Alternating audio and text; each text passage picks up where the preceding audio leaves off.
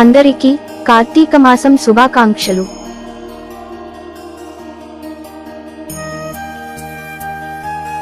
కార్తీక స్నాన సంకల్పం. కార్తీక మాసం మహాత్యం. పురాణాధ్యాయ పరిచయం.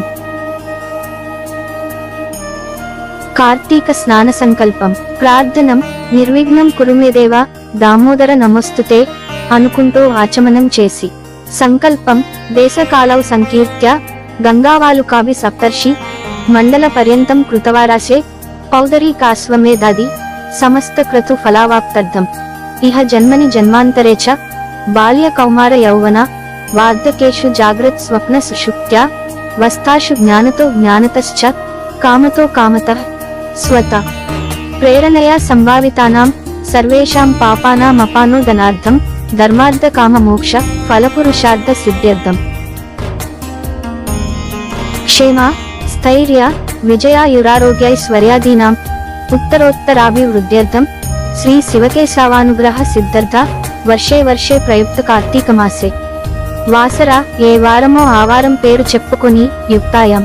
తిథౌ ఏ తిథి ఆ తిథి చెప్పుకోవాలి. శ్రీ గోత్ర నామం చెప్పుకొని గోత్రాభిజాతం పేరు చెప్పుకొని నామతేయోహం పవిత్ర కార్తీక ప్రాతః స్నానం కరిషే అని స్నానం చేయాలి.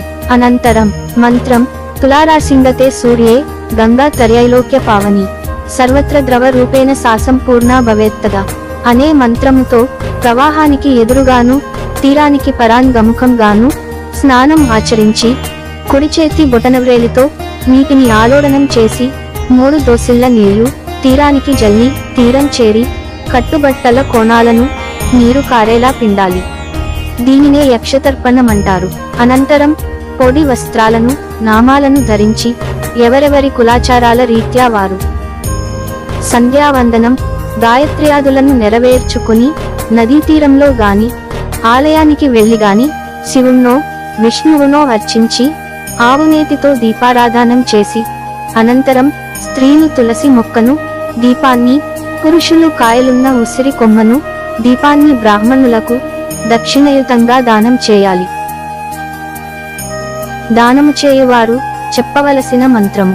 ఓనిదం ఏతతముకం ఒమిటి చిట్టా రోదనాత్ ఇదమేతత్ ధారయిత్వా ఏతదితి దృష్టయామాస అముకమితి వస్తు నిర్దేశన మితి స్మార్తం అద్య రీత్యా రీతినా అద్య ఇతి దేశకాలమాన వృత్యాది సంకల్పం రీత్యేతి ఉద్దేశ్యయత్ విసర్జయేత్ అని ప్రాచ్యం దదామి అని వీణం ఎవరికి తోచిన శబ్దం వారు చెప్పుకోనవచ్చును. దానము తీసుకోనువారు చెప్పవలసిన మంత్రం. దానం చేసేటప్పుడు ఆ దానాన్ని పరిగ్రహించే వ్యక్తి ఈ దిగువ విషయాలను స్మరిస్తూ దానం తీసుకోవాలి. ఓన్ ఏతత్ ఇదం ఓమితి చిత్త నిరోధన స్యాత్ ఏతదితి కర్మణ్యే ఇద్మితి కృత్య మిర్దాత్ అముకం స్వకీయ ప్రవర చెప్పుకోనవలెను. అద్యరీత్యా దేశకాలమాన పరిస్థితి రీత్యా సంకల్పం చెప్పుకుని దాతృ సర్వపాప అనౌచిత్య ప్రవర్తనాదిక సమస్త దుష్ఫల వినాశనార్థం అహంభో పునః ప్రవర చెప్పుకుని ఇదం అముకం దానం గృహ్ణామి ఇదమితి దృష్ట్యవన అముక్మిటి వస్తు నిర్దేశాదిత్యాదయ అని చెప్పుకొనుచు పరిగృహ్ణామి లేదా స్వీగృహ్ణామి అని అనుచు స్వీకరించాలి. శ్రీ శివస్తోత్రం. శ్లోకం. వందే శంభుముమాపతిం సురగురుం వందే జగత్కారణం వందే పన్నగభూషణం మృగధరం వందే పశూనాం పతిం వందే సూర్య శశాంకవహ్ని నయనం వందే ముకుంద ప్రియం వందే భక్త జనాశ్రయించ వరదం వందే శివం శంకరం. శ్రీ విష్ణు స్తోత్రం. శ్లోకం. శాంతాకారం భుజగశయనం పద్మనాభం సురేశం విశ్వాకారం గగన సదృశం మేఘవర్ణం శుభాంగం లక్ష్మీకాంతం కమలనయనం యోగి హృద్యానగమ్యం వందే విష్ణుం భవభయ హారం సర్వలోకైకనాథం. కార్తీక మాసం. కార్తీక పురాణాధ్యాయ పరిచయము. శరదృతువు ఉత్తర భాగంలో వచ్చే కార్తీక మాసం నెల రోజులు పర్వదినాలే.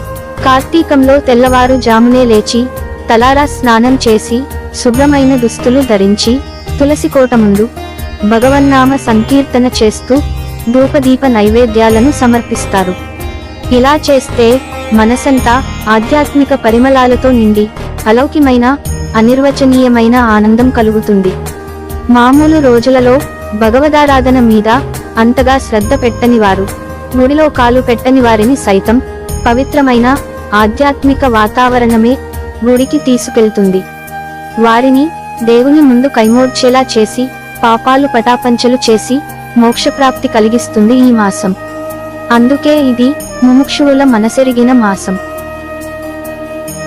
న కార్తీక సమో మాసోన శాస్త్రం నిగమాత్పరం, నారోగ్య సమముత్సాహం న దేవా కేశవాత్పర. కార్తీక మాస మహత్యాన్ని మొదటగా వశిష్ఠ మహర్షి జనక మహారాజునకు వివరించగా, శౌనకాది మునులకు సూతుడు మరింత వివరంగా చెప్పాడు. ఈ మాసంలో ప్రతిరోజు పుణ్యప్రదమైనదే. అయితే ఏ తిథిన ఏమి చేస్తే మంచిదో తెలుసుకుని దానిక ప్రకారం ఆచరిస్తే మరిన్ని ఉన్నత ఫలితాలు కలుగుతాయి. కార్తీక మాసంలో అర్చనలు, అభిషేకాలతో పాటు స్నానాదులు కూడా అత్యంత విశిష్టమైనదే. నదీ స్నానం, ఉపవాసం, దీపారాధన, దీపదానం, సాలగ్రామ పూజ, వన సమారాధనలు ఈ మాసంలో ఆచరించదగ్గ విధులు. కార్తీక మాసంలో శ్రీ మహావిష్ణువు చెరువులలో, దిగుడు బావులలో, పిల్లకాలువలలోనూ నివసిస్తాడు. అందుకే ఈ మాసంలో వాపి, కూప, తటాకాదులలో స్నానం చేయడం ఉత్తమం. కుదరని పక్షంలో సూర్యోదయానికి ముందే మనం స్నానం చేసే నీటిలో గంగా, యమున, గోదావరి, కృష్ణ, కావేరి, నర్మదా, తపతి, సింధు మొదలైన నదులన్నింటి నీరు ఉరిందని భావించాలి. కార్తీక పురాణాధ్యాయ పరిచయము. 1వ అధ్యాయము కార్తీక మాహాత్మ్యము గురించి జనకుడు ప్రశ్నించుట. వశిష్ఠుడు కార్తీక వ్రత విధానమును తెలుపుట. కార్తీక స్నాన విధానము. 2వ అధ్యాయము సోమవార వ్రత మహిమ. సోమవార వ్రత మహిమచే కుక్క కైలాసమేగుట. 3వ అధ్యాయము కార్తీక స్నాన మహిమ. బ్రహ్మరాక్షసులకు ముక్తి కలుగుట. 4వ అధ్యాయము దీపారాధన మహిమ. శత్రుజిత్ కథ. 5వ అధ్యాయము వనభోజన మహిమ. కిరాతమూషికములు మోక్షము నొందుట. 6వ అధ్యాయము దీపదాన విధి మహత్యం. యుద్ధవి తంతువు స్వర్గమున కేగుట. 7వ అధ్యాయము శివకేశవార్చన విధులు. 8వ అధ్యాయము శ్రీహరి నామస్మరణాదన్యోపాయం. అజామిలుని కథ. 9వ అధ్యాయము విష్ణు పార్షద యమదూతల వివాదము. 10వ అధ్యాయము అజామిలుని పూర్వజన్మ వృత్తాంతము.